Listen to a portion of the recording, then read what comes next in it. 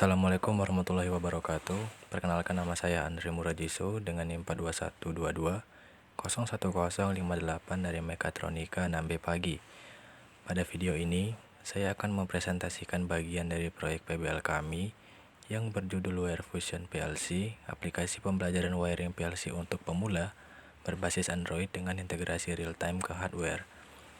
Dalam presentasi ini, saya secara khusus akan membahas bagian sistem integrasi dalam proyek ini, yaitu bagaimana sistem memungkinkan interaksi antara aplikasi berbasis Android dan perangkat keras PLC Mitsubishi FX5U secara real-time. Saya memilih untuk membahas sistem integrasi karena bagian ini menjadi penghubung utama antara dua dunia yang berbeda, yaitu dunia simulasi virtual dan dunia perangkat fisik.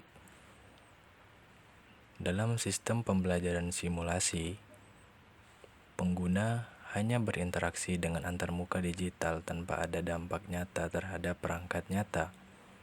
Namun, dalam proyek kami, tindakan yang dilakukan di dalam aplikasi benar-benar mengaktifkan perangkat listrik secara nyata.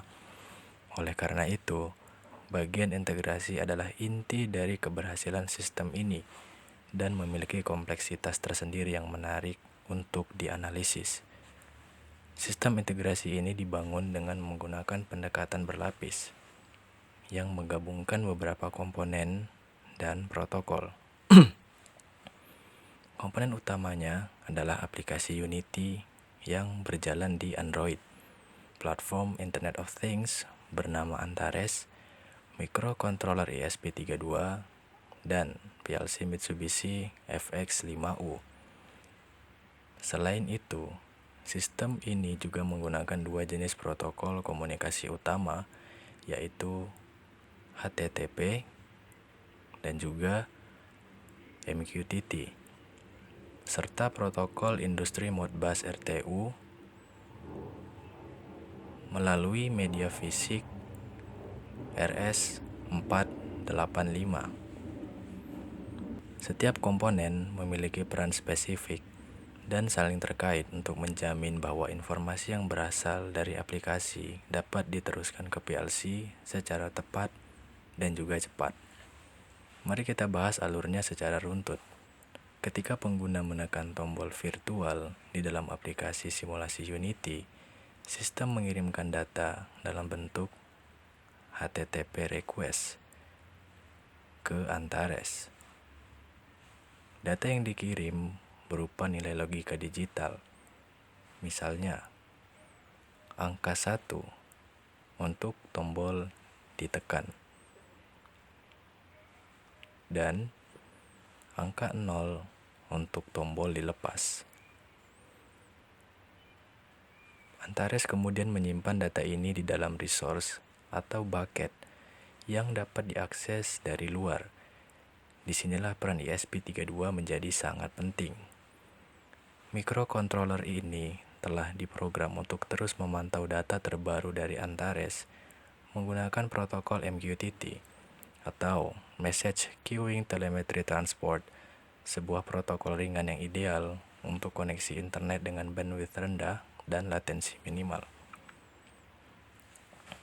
Setelah ESP32 berhasil membaca data dari Antares, data ini kemudian dikonversi menjadi perintah register dalam bentuk komunikasi Modbus RTU. Protokol ini digunakan untuk menghubungkan ESP32 sebagai master dengan PLC Mitsubishi FX5U sebagai slave melalui jalur komunikasi RS485.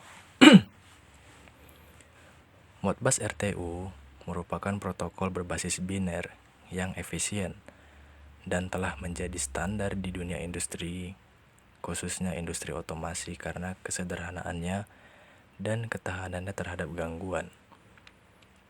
Dalam komunikasi ini, ESP32 mengirimkan data dalam format register ke PLC dengan kecepatan 9600 baud.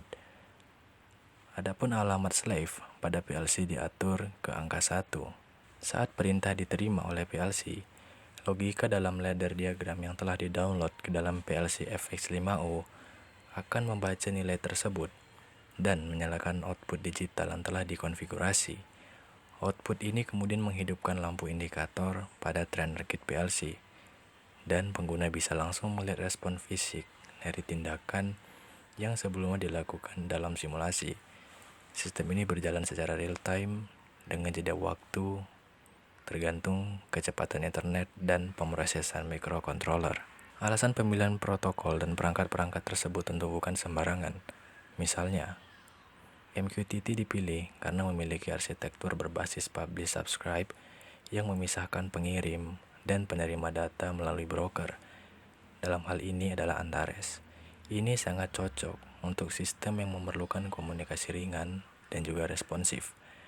Protokol ini juga memiliki dukungan luas dan dokumentasi yang baik, sehingga mudah diterapkan dalam ESP32 menggunakan Arduino IDE.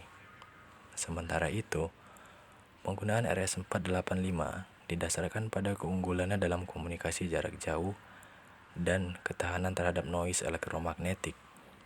RS485 juga mendukung komunikasi multi-drop, yang berarti memungkinkan satu jalur komunikasi digunakan untuk lebih dari satu slave jika sistem dikembangkan lebih lanjut.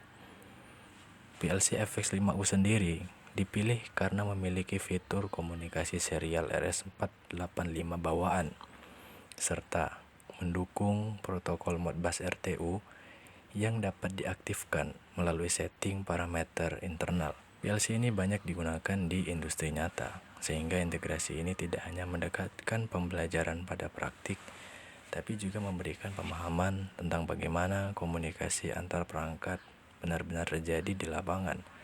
Selain itu, ESP32 juga merupakan perangkat yang sangat fleksibel dengan dukungan Wi-Fi, UART, dan kemampuan pemrosesan cukup tinggi. ESP32 memungkinkan kami menjembatani sistem simulasi dengan perangkat PLC secara efektif. Yang menarik dari sistem ini adalah pengguna tidak perlu melakukan wiring secara langsung dengan kabel ke PLC, melainkan cukup menekan tombol dari smartphone.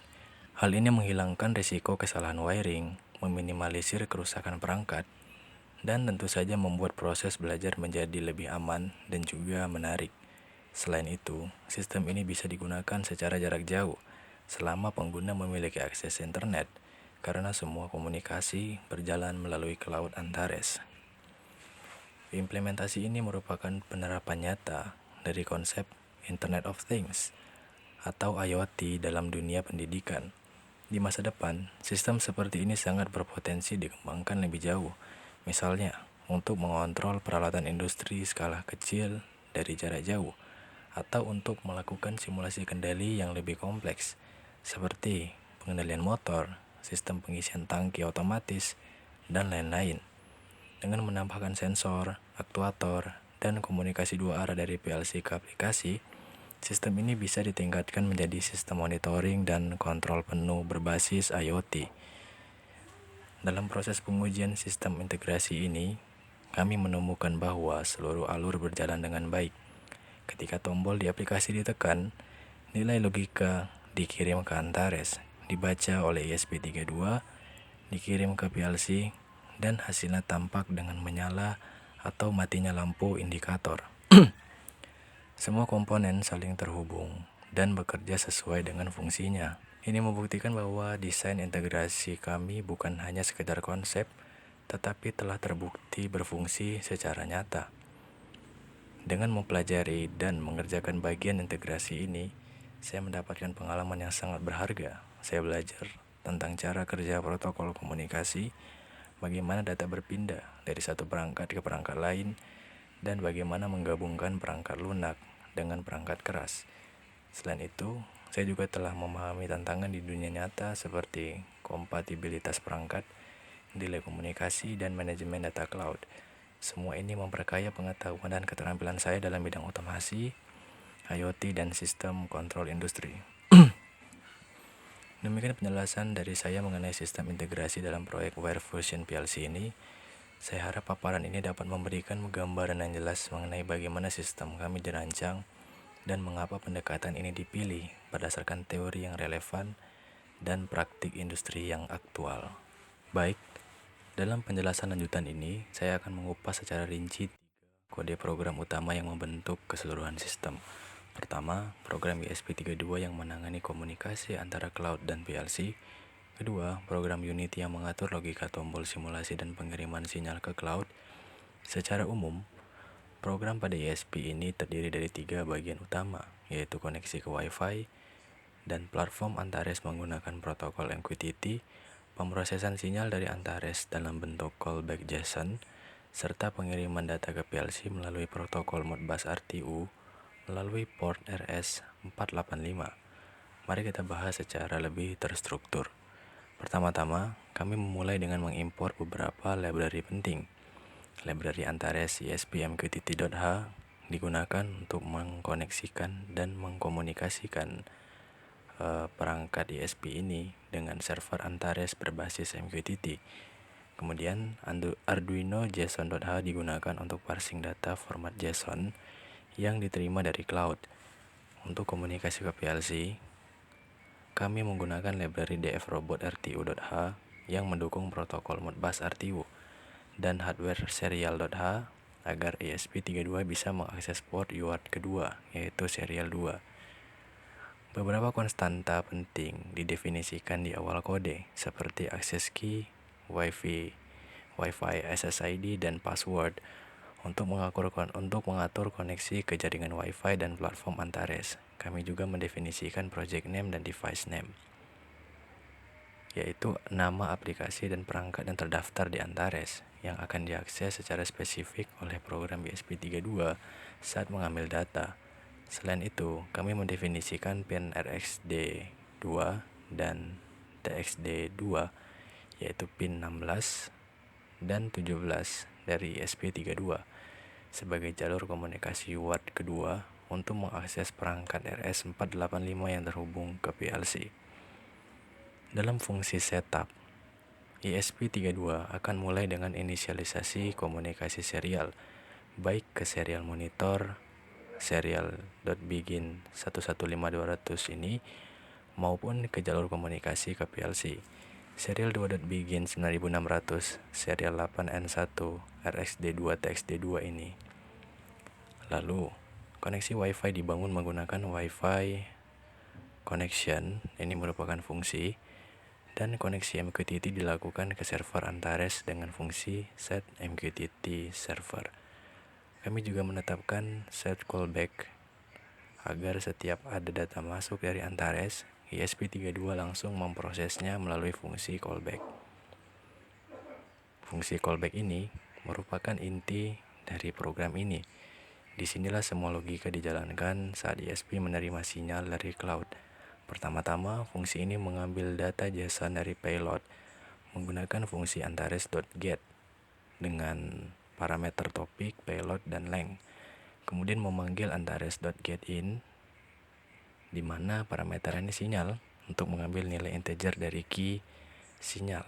Nilai sinyal inilah yang kemudian digunakan untuk menentukan tindakan apa yang akan dikirimkan ke PLC.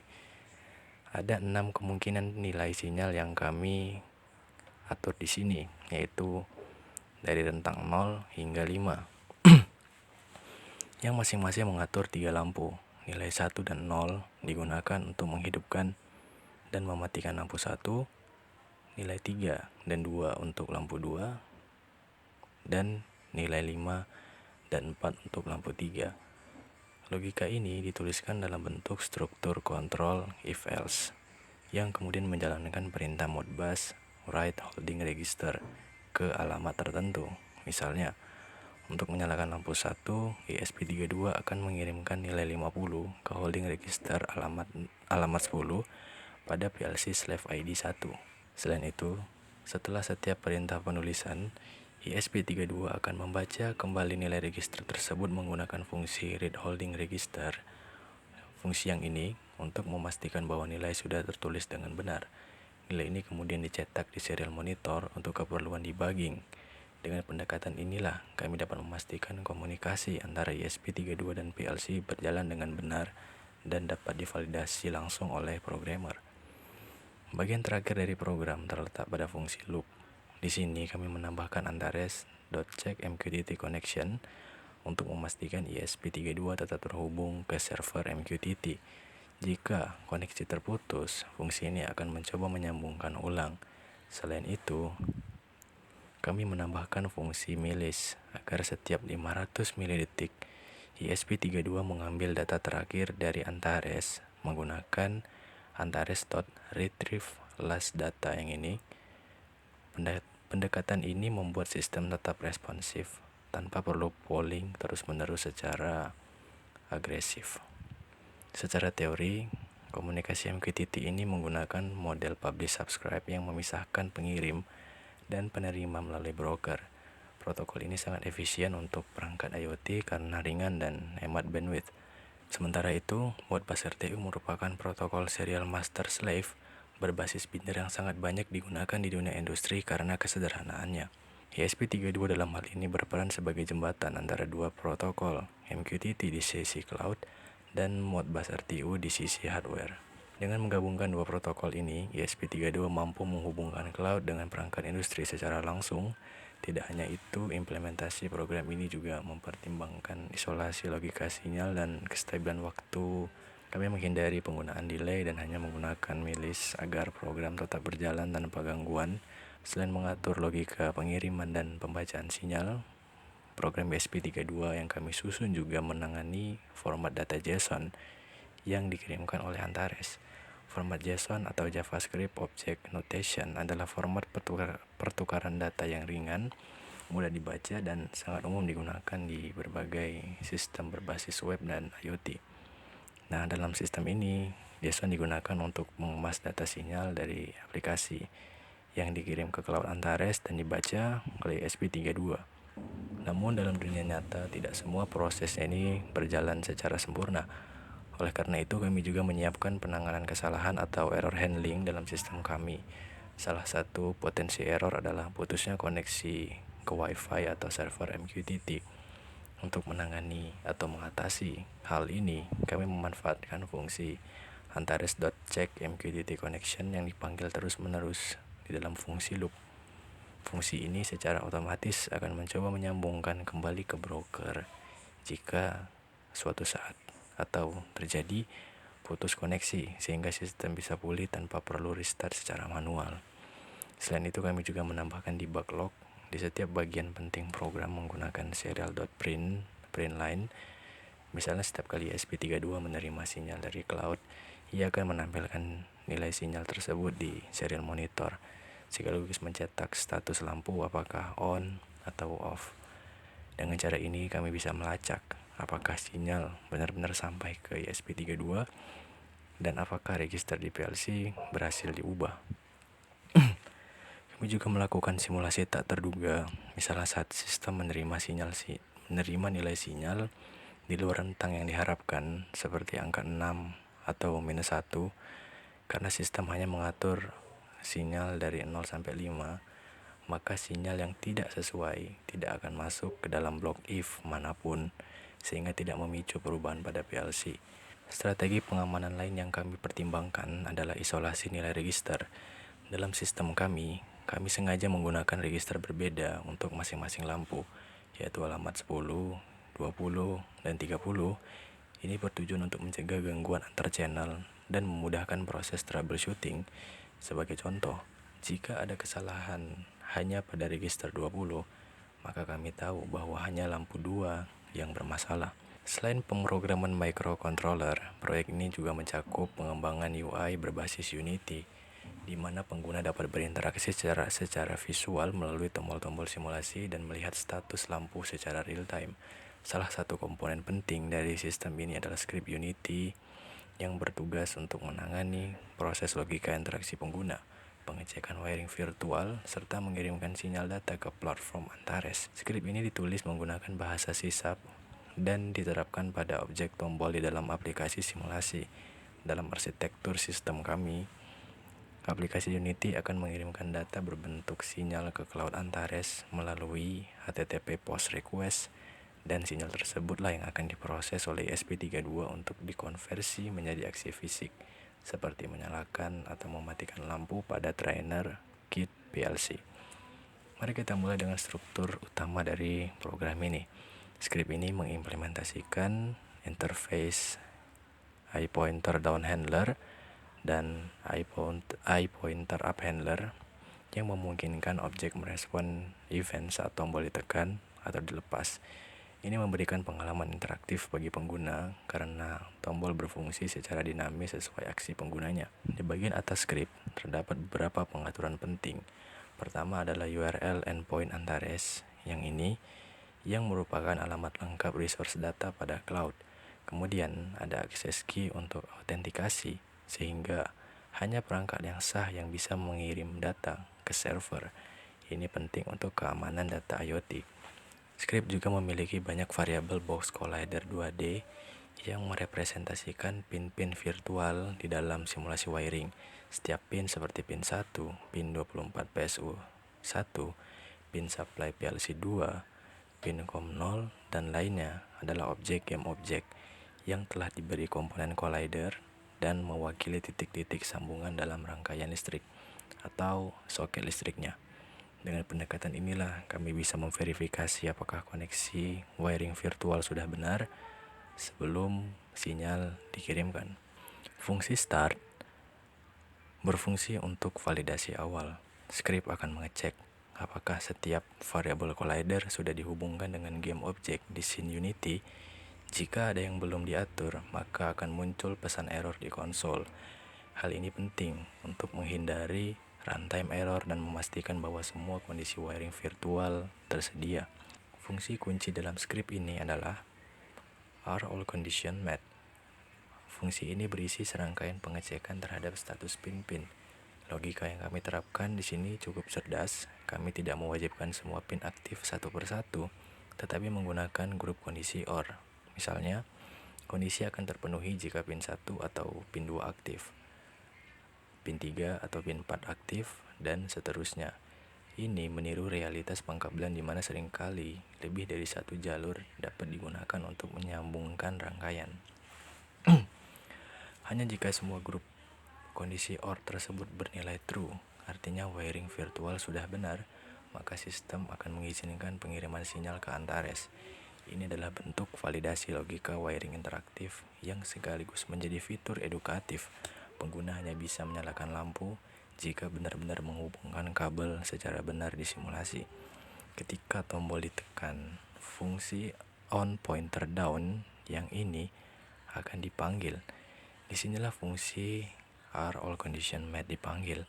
Jika kondisi wiring terpenuhi, maka lampu visual pada tombol akan dinyalakan atau enable circle light, dan fungsi send signal 1 akan dijalankan juga, yang artinya sistem akan mengirimkan sinyal dengan nilai 1 ke Antares, menandakan perintah untuk menyalakan lampu fisik. Jika kondisi tidak terpenuhi, maka script akan menampilkan pesan peringatan yang sangat informatif di konsol. Setiap status pin akan ditampilkan sehingga pengguna atau pengembang dapat mengetahui pin mana yang belum memenuhi syarat. Ini sangat membantu dalam proses debugging dan juga sebagai alat pembelajaran wiring. Sementara itu, saat tombol dilepas atau on pointer up, sistem akan mengirimkan sinyal 0, yang berarti perintah untuk mematikan lampu. Lampu indikator juga akan dimatikan secara visual di layar. Dengan demikian, sistem mendeteksi dua kondisi penting, yaitu saat tombol ditekan dan saat dilepas, menciptakan simulasi yang sangat realistis terhadap sistem kontrol nyala mati lampu. Fungsi send signal ini juga akan menjalankan coroutine bernama send signal to device coroutine yang mengirimkan data JSON ke server Antares menggunakan Unity Web Request. Format JSON yang dikonstruksi sebagai berikut, yaitu JSON copy edit M2M chain, di mana cone ini adalah sinyal, contohnya di sini 1. Format ini mengikuti standar Antares berbasis 1M2M. dan data dikirim sebagai payload melalui pos. Kami juga menetapkan header seperti XM2M origin untuk akses key dan content type sebagai application JSON. Timeout ditetapkan selama 10 detik untuk menghindari proses menggantung. Jika pengiriman sukses, konsol akan menampilkan pesan sukses beserta respon dari server Antares. Jika gagal, skrip akan menampilkan pesan error dan kode respons, lengkap dengan isi respon jika tersedia. Dengan pendekatan inilah kami bisa memantau dan mengatasi kegagalan komunikasi secara cepat.